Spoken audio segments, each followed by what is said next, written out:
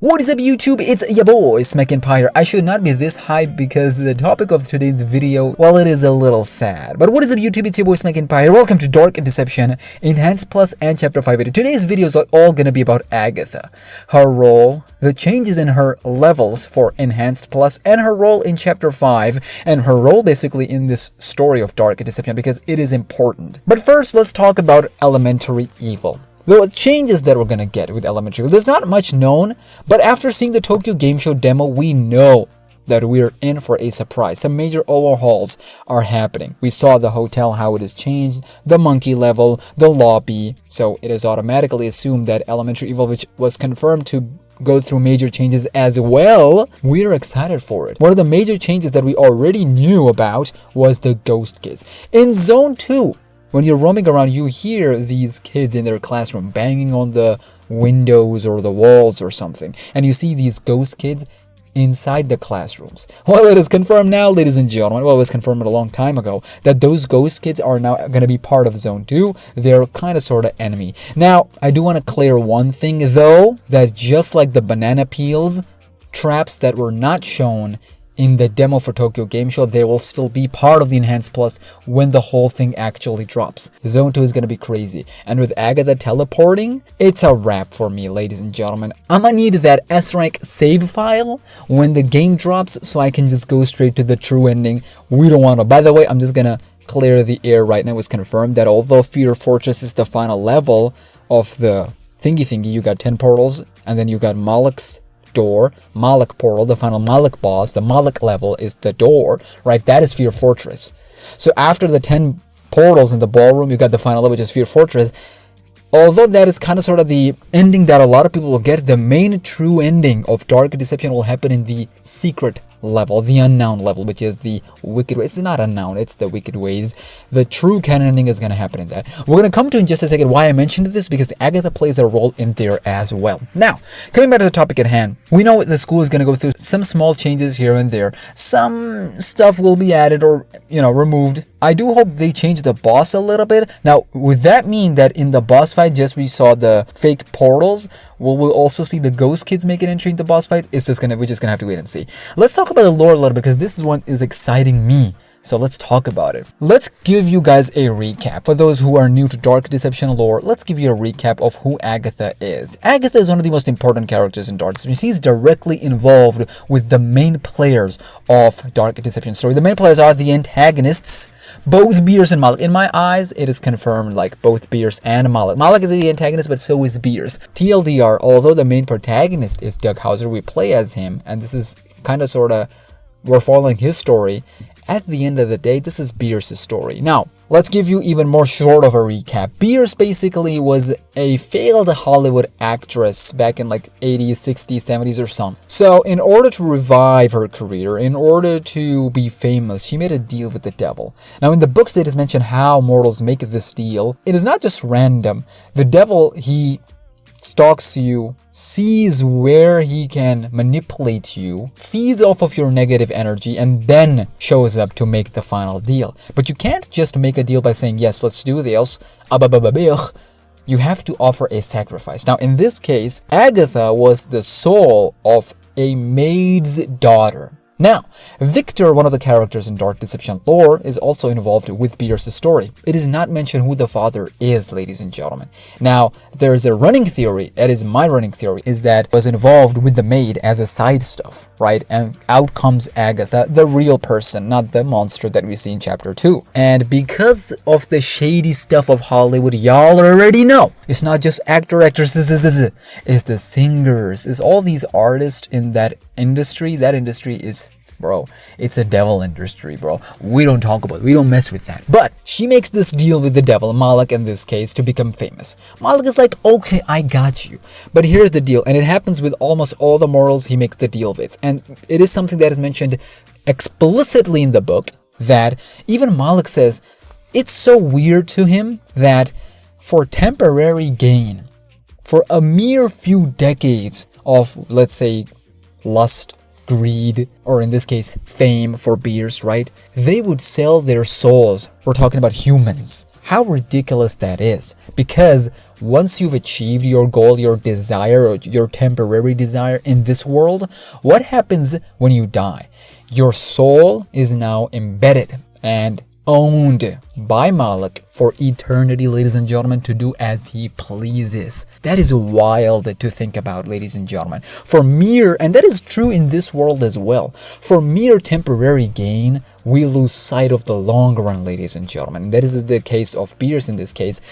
But in Bierce's case, she tried to fight back, got herself locked in the pocket dimension so that Malik can't take her soul back. In the real world, Bierce could be dead.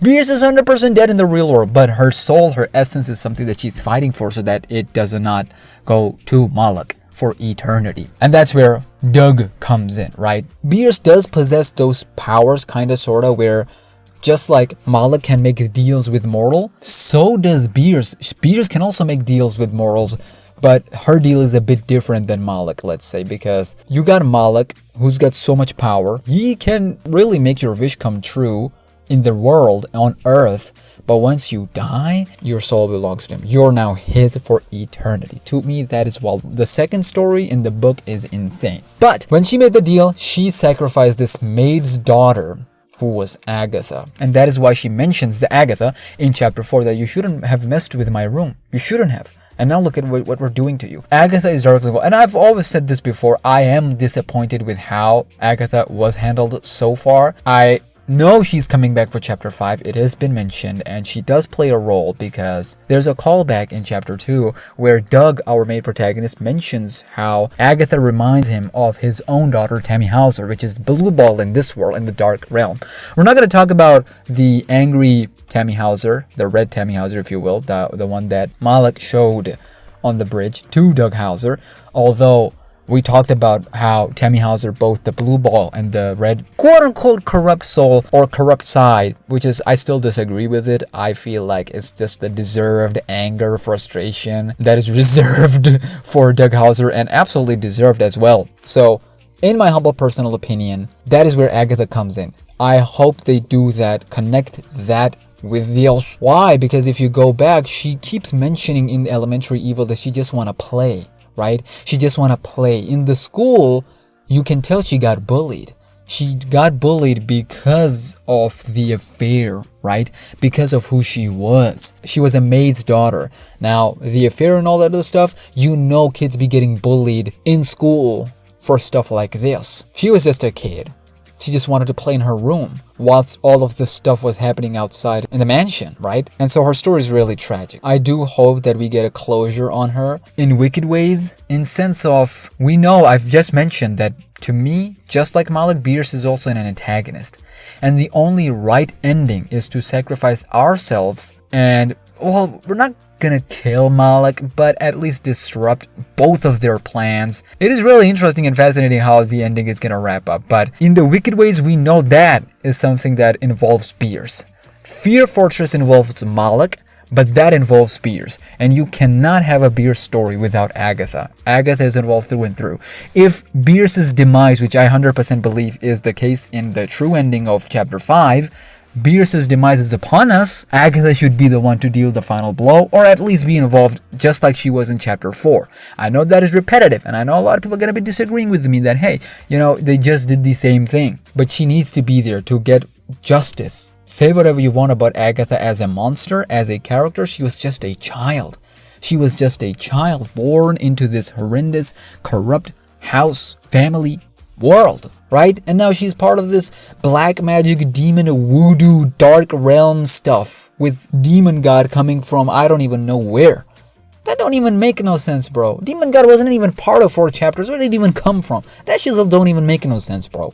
But now, am I saying that all of a sudden we'll see Agatha as this little innocent girl by the end of chapter 5 and her and Tammy Hauser being best friends forever in the afterlife. Not a bad idea, but no, that is not gonna be the case. Although I do wish to see them, being friends, happy with Clarissa, raising them both. I would not mind that. I really would not mind that, with Doug Hauser watching from, I don't even know where he would watch from. But I would leave you guys with this question. For Bierce, is there a redemption for Bierce for what she's done as well? Let's suppose she gets out of Malak's hold, right? But in process she dies. Why? Because her real body on the real world on Earth is done for. Just like Doug Hauser, they'll pass away, right? But in the dark realm, it is gonna be a debate. It's gonna be an argument that is gonna go on for a very long time, that what Doug's done, everything that he's gone through in chapters 1 to 5, it's not gonna make up for what he's done, right? But forgiveness is not mine or yours to give in this scenario. It is Clarissa and Tammy's. If the forgiveness that he's asking is sincere, it's not like, hey, look at this, I'm doing this for y'all. No. It's coming from like, hey, I deserve this.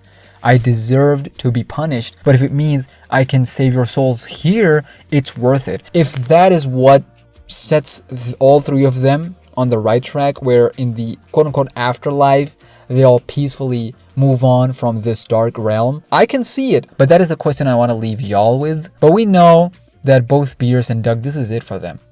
They're not coming back after this. Bierce's story at the very least is gonna close completely in chapter 5. As for Doug, I think he's also gonna get closure. What kind of closure? The only thing I see is forgiveness from his family, sacrificing himself, getting both Malak and Bierce. I think the only way this could work is we mess with Malak, get Bierce out of the hold of Malak, right? And then sacrifice ourselves for both Clarissa and Tammy, for their essence. But what disrupts my theories is that Clarissa, we're not gonna meet her. Like, this single thing is messing with me. Because Vincent Living's, the creator of Dark Deception, through and through in the Q&As, one after the other, he just clearly and explicitly said that, hey, you're not gonna meet Clarissa. You'll learn what happened. You'll learn what happened, what her fate was by the end of whatever her journey was, but you're not gonna meet her. That disrupts my theories, because for a long time, the only thing that made sense to me was Clarissa, we would meet her face to face in chapter 5. It would have made sense, but he keeps on mentioning that no, that's not gonna happen. Flashbacks? That is a different story in and of itself. Oh god, I've yapped enough. But what y'all think, ladies and gentlemen, is happening with Agatha? With all of this, honestly. I've been recording this for 20 minutes, so we're going to cut this down to how many minutes did you end up watching. There's going to be a lot of stuff I cut, but yeah, you can tell I'm so passionate about this, so Susu 100K. Let me know your thoughts and theories down in the comments below. I'll see you in the next one.